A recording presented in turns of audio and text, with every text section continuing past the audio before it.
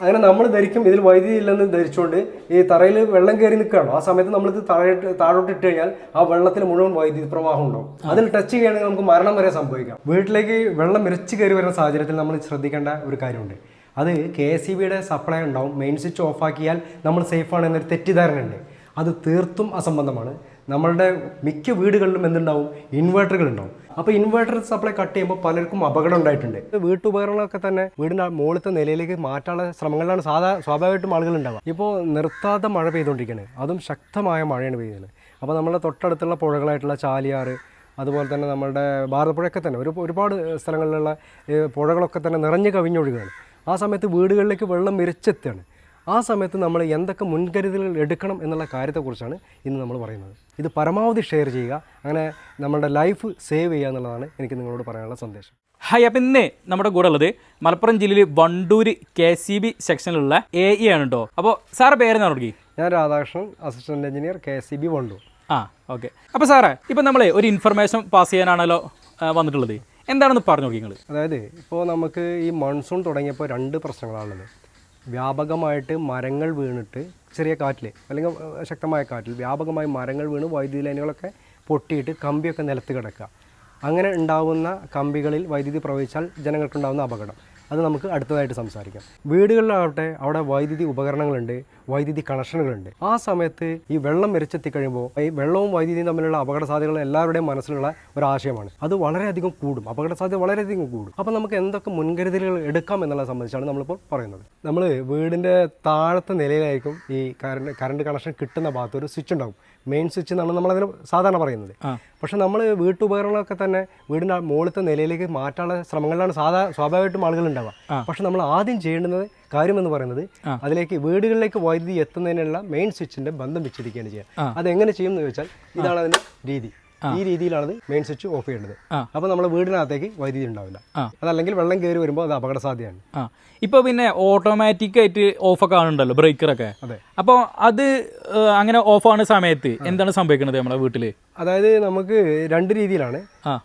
എർത്തിലേക്ക് എന്തെങ്കിലും ലീക്കേജ് ഉണ്ടെങ്കിൽ ആ സമയത്ത് വളരെ കുറഞ്ഞ മില്ലി ആംപിയറിൽ തന്നെ 40 മില്ലി ആംപിയറിലൊക്കെ തന്നെ ഓപ്പറേറ്റ് ചെയ്യുന്നതായ ELCB ഉണ്ട്, എർത്ത് ലീക്കേജ് സർക്യൂട്ട് ബ്രേക്കർ. അതുകൂടാതെ ഉള്ളത് നമ്മുടെ ഈ മെയിൻ സ്വിച്ചിന് പകരം ആളുകൾ ഉപയോഗിക്കുന്ന ഐസൊലേറ്ററാണ്. അത് നമുക്ക് ഈ കാര്യത്തിൽ വിശ്വസിക്കാൻ സാധിക്കില്ല. അത് നമുക്ക് ഓണും ഓഫും ചെയ്യാൻ മാത്രമേ ഉപകരിക്കുള്ളൂ. ലീക്കേജ് ഉണ്ടാകുമ്പോൾ ഓഫ് ആവുന്ന ഉപകരണം എർത്ത് ലീക്കേജ് സർക്യൂട്ട് ബ്രേക്കറാണ്. അത് തീർച്ചയായിട്ടും നമുക്ക് വളരെ ഗുണം ചെയ്യും. നമ്മൾ KSEBയുടെ സപ്ലൈ കട്ട് ചെയ്ത് കഴിഞ്ഞാൽ, മെയിൻ സ്വിച്ച് ഓഫ് ആക്കി കഴിഞ്ഞാൽ പിന്നീട് ചെയ്യുന്നത് ഇൻവെർട്ടർ സപ്ലൈ കട്ട് ചെയ്യുക എന്നുള്ളതാണ്. അപ്പോൾ ഇൻവെർട്ടർ സപ്ലൈ കട്ട് ചെയ്യുമ്പോൾ പലർക്കും അപകടം ഉണ്ടായിട്ടുണ്ട്. അതായത് നമ്മുടെ ഇൻവെർട്ടറിൽ നിന്നുള്ള വൈദ്യുതി KSEBയുടെ സപ്ലൈ കട്ടായാൽ മാത്രം വീടുകളിൽ വൈദ്യുതി എത്തുന്നില്ല എന്ന അർത്ഥമില്ല. ഈ ബാറ്ററിയിൽ നിന്നുള്ള വൈദ്യുതി ഇൻവെർട്ടർ വഴി ഈ പ്ലഗിലേക്ക് തിരിച്ചു വന്ന് നമ്മുടെ വീടുകളിലൊക്കെ തന്നെ വൈദ്യുതി എത്തും. KSEB സപ്ലൈ മാത്രമല്ലല്ലോ. സാധാരണ ആളുകൾ എന്താ ചെയ്യുക, ഇൻവെർട്ടറിൻ്റെ ഈ പ്ലഗ് നമ്മൾ ഇതുപോലെ വലിച്ചു വരും. ഇങ്ങനെയാണ് സാധാരണഗതിയിൽ ആളുകൾ ചെയ്യുക. പക്ഷെ ഇത് ഭയങ്കര അപകടകരമാണ്. കാരണം ഇങ്ങനെ ഊരുമ്പോൾ ഇതിൻ്റെ അറ്റത്ത് ഈ ബാറ്ററിയിൽ നിന്നും ഇൻവേർട്ട് ചെയ്തു വരുന്ന കറണ്ട് പൂർണ്ണമായിട്ടും ഈ പ്ലഗിൽ ഇപ്പോഴുണ്ട്. അതിൽ ടച്ച് ചെയ്യുകയാണെങ്കിൽ നമുക്ക് മരണം വരെ സംഭവിക്കാം. അങ്ങനെ നമ്മൾ ധരിക്കും ഇതിൽ വൈദ്യുതി ഇല്ലെന്ന് ധരിച്ചുകൊണ്ട് ഈ തറയിൽ വെള്ളം കയറി നിൽക്കുകയാണോ ആ സമയത്ത് നമ്മളിത് താഴോട്ട് ഇട്ട് കഴിഞ്ഞാൽ ആ വെള്ളത്തിൽ മുഴുവൻ വൈദ്യുതി പ്രവാഹം ഉണ്ടാവും. അതൊക്കെ വലിയൊരു അപകടം തന്നെയാണ്. തീർച്ചയായും വെള്ളത്തിൽ നിൽക്കുകയാണ്, അപ്പോൾ മരണം വരെ സംഭവിക്കാം. അപ്പൊ നമ്മൾ എങ്ങനെ കറക്റ്റ് നമ്മളെങ്ങനെ ചെയ്തു കൊടുക്കേണ്ടത്? അതായത് ഇൻവെർട്ടറിന്റെ ക്യാബിനിന്റെ മുകളിൽ ഒരു സ്വിച്ച് ഉണ്ട്. ഇതുപോലെ റെഡ് സിഗ്നൽ കണ്ടില്ലേ, ഇത് കട്ടാവണം. ഇപ്പോൾ ഈ ബാറ്ററിയിൽ നിന്നുള്ള ബാറ്ററി കറണ്ട് ഇതുവഴി നമ്മളുടെ ലൈനിലേക്ക് എത്തില്ല, വീടിനുള്ളിലേക്ക് എത്തില്ല. ആ ഒരു കണ്ടീഷനിൽ മാത്രം നമ്മൾ ഈ പ്ലഗ് വലിച്ചു ഊരാവും. അതല്ലാതെ നമ്മൾ വലിച്ച് ഊരിക്കഴിഞ്ഞാൽ ആ പ്ലഗിൽ ബാറ്ററിയിൽ നിന്നുള്ള കറണ്ട് റിട്ടേൺ വരികയും അത് നമ്മളുടെ അപകടത്തിന് കാരണമാവുകയും ചെയ്യും. ഇതാണ് ഇൻവെർട്ടർ കൈകാര്യം ചെയ്യുമ്പോൾ ഏറ്റവും അധികം ശ്രദ്ധിക്കേണ്ട കാര്യം. ഇപ്പൊ സാറേ, നമ്മളെ ഇൻവെർട്ടറിനെ കുറിച്ചുള്ള എല്ലാ കാര്യങ്ങളും നമ്മൾ പറഞ്ഞു കൊടുത്തു. ഈ ഇൻവെർട്ടർ സാധാരണ രീതിയിൽ നല്ല സേഫ്റ്റിയിൽ എവിടെ വെക്കാനാണ് നല്ലത്? നമുക്ക് ഇൻവെർട്ടർ വെക്കുന്നിടത്ത് ഒഴിവാക്കേണ്ട ചില കാര്യങ്ങൾ ഞാൻ പറയാം. അവിടെ ഗ്യാസ് സിലിണ്ടർ ഉണ്ടാവരുത്. അപ്പോൾ അത് വളരെ പ്രധാനമാണ്. കാരണം നമുക്ക് ഇലക്ട്രിക് ഉപകരണങ്ങളിൽ ഒരു സ്പാർക്കോ മറ്റൊക്കെ വരുന്ന സമയത്ത് ഗ്യാസ് സിലിണ്ടർ അടുത്ത് വെക്കുകയാണെങ്കിൽ അത് വളരെ വലിയ അപകടം ക്ഷണിച്ചു വരുത്തുന്നതിന് കാരണമാണ്. അത് നമ്മൾ ശ്രദ്ധിക്കണം. ഇൻവേർട്ടർ നമ്മൾ ഏറ്റവും സേഫായിട്ട് നമ്മൾ പെട്ടെന്ന് തന്നെ അത് ഓപ്പറേറ്റ് ചെയ്യാൻ പറ്റണം. നമുക്കത് ഓഫ് ചെയ്ത് നമുക്കത് വലിച്ചു ഊരി മാറ്റാനൊക്കെ പറ്റണം. അങ്ങനത്തെ ഒരു സ്ഥലത്തായിരിക്കണം അത് വെക്കേണ്ടത്. അപ്പോൾ റാക്കിൻ്റെ മുകളിൽ വെച്ചാൽ നമുക്ക് കുഴപ്പമില്ല, എന്തെങ്കിലും ഒരു ചെറിയ ഉയരം വെച്ചുകൊണ്ട് നമുക്കത് ഉപയോഗിക്കാൻ പറ്റും. പല സ്ഥലത്തും വളരെ കൺജസ്റ്റഡ് ആയിട്ടുള്ള സ്ഥലത്ത് ആക്സസിബിൾ അല്ലാത്ത സ്ഥലത്തൊക്കെ വെച്ച് കണ്ടിട്ടുണ്ട്. അത് ചെയ്യാതിരിക്കുക. KSEBയുടെ സപ്ലൈക്ക് പുറമെ വീടുകളിലേക്ക് ഇൻവേർട്ടർ, അത് കൂടാതെ പിന്നെ നമുക്ക് പോർട്ടബിൾ ആയിട്ടുള്ള ജനറേറ്ററുകൾ ഒക്കെ ഉപയോഗിച്ചുകൊണ്ട് ആളുകൾ വെള്ളം പമ്പ് ചെയ്യുന്നതിനൊക്കെ മറ്റൊക്കെ ഉപയോഗിക്കും.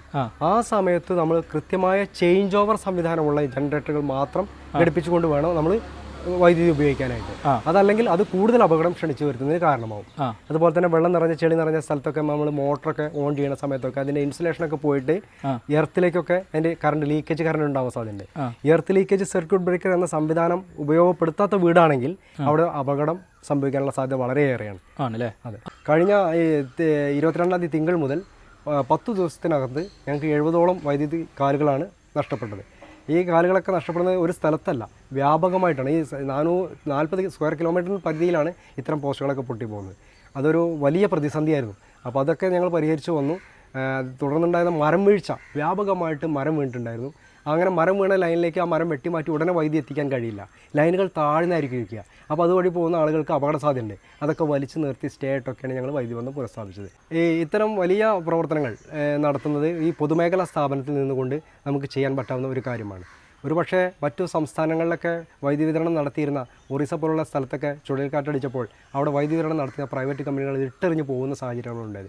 അതാണ് നമ്മൾ ഈ വൈദ്യുതി മേഖല പൊതുമേഖലയിൽ നിലനിൽക്കണമെന്ന് നമ്മൾ ശക്തമായി ആവശ്യപ്പെടുന്നതും. അത് തന്നെയാണ് ജനങ്ങൾക്ക് ഗുണം ചെയ്യുക എന്നുള്ളത്. ഇപ്പോൾ ഈ അവസാനമുണ്ടായ ഈ ദുരന്തത്തിൽ പോലും നമുക്ക് നേർസാക്ഷ്യം വഹിക്കാൻ സാധിച്ചു. വളരെ ചുരുങ്ങിയ മണിക്കൂറുകൾക്കുള്ളിൽ അവിടെ വൈദ്യുതി ബന്ധം പുനഃസ്ഥാപിച്ചുകൊണ്ട് KSEB ജീവനക്കാരും ആ സ്ഥാപനവും ജനങ്ങളുടെ മനസ്സിലേക്ക് ചേക്കേറിയ ഒരു സാഹചര്യമാണ് നമ്മൾ കണ്ടത്. അപ്പോൾ നമ്മളെ ഓഫീസിലേക്ക് കയറി വരുന്ന ഭാഗത്ത് തന്നെ നമ്മളൊരു ചിത്രം ഡിസ്പ്ലേ ചെയ്തിട്ടുണ്ട്. അതിനകത്ത് നമ്മൾ കാണിച്ചിട്ടുള്ളത് വൈദ്യുതി ലൈനിൽ ജോലി ചെയ്യുന്ന ജീവനക്കാരൻ അദ്ദേഹത്തിൻ്റെ ജീവൻ സുരക്ഷയ്ക്ക് വേണ്ടിയിട്ട് എന്തൊക്കെ ക്രമീകരണങ്ങൾ ലൈനിൽ ചെയ്യണമെന്നുള്ളതാണ്. മറ്റൊന്ന്, വൈദ്യുതി ഓഫീസിനകത്ത് നമുക്ക് 3 സബ് എഞ്ചിനീയേഴ്സ് ഉണ്ടാവും. 11 kV ഫീഡർ, 11 kV ഫീഡറുകൾ മാനേജ് ചെയ്യുന്നത് യഥാർത്ഥത്തിൽ സബ് എഞ്ചിനീയേഴ്സാണ്. അപ്പോൾ അവർക്ക് ഇടയിൽ നല്ല ആശയവിനിമയം ഉറപ്പാക്കണം. അതല്ലെങ്കിൽ അത് അപകടം ക്ഷണിച്ചു വരും. അതിന് ഞങ്ങൾ കൃത്യമായി രേഖപ്പെടുത്തി വെക്കുന്നതിന് ഇവിടെ തന്നെ ഒരു ഫീഡറിൻ്റെ AB സ്വിച്ചുകൾ, അതിലുള്ള 11 kV AB സ്വിച്ചുകൾ ഏതെല്ലാം സ്റ്റാറ്റസിലാണ് നിലവിലുള്ളത് എന്നുള്ളത് കൃത്യമായി രേഖപ്പെടുത്തുന്നുണ്ട്.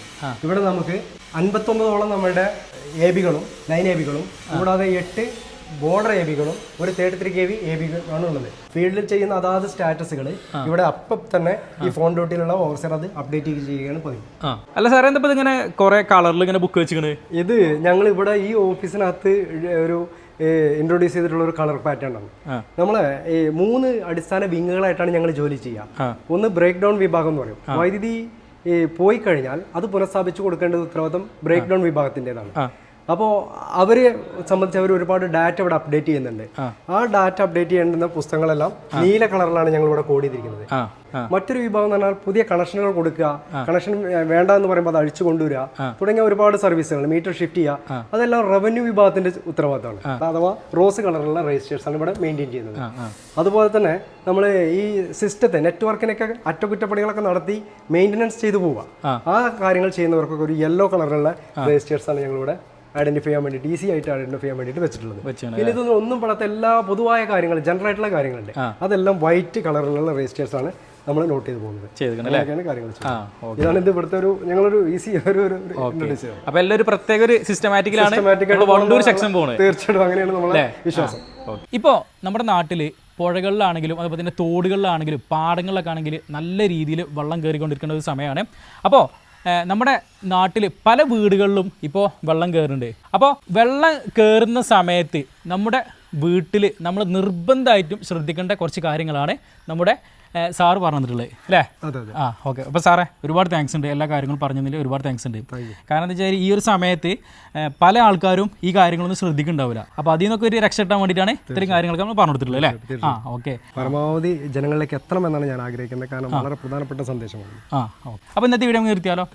ഓക്കെ. അപ്പോൾ എല്ലാവരും മാക്സിമം കൂടുതൽ പേരുടെ അറിവിലേക്ക് വേണ്ടിയിട്ട് മാക്സിമം എല്ലാവരും ഷെയർ ചെയ്യുക.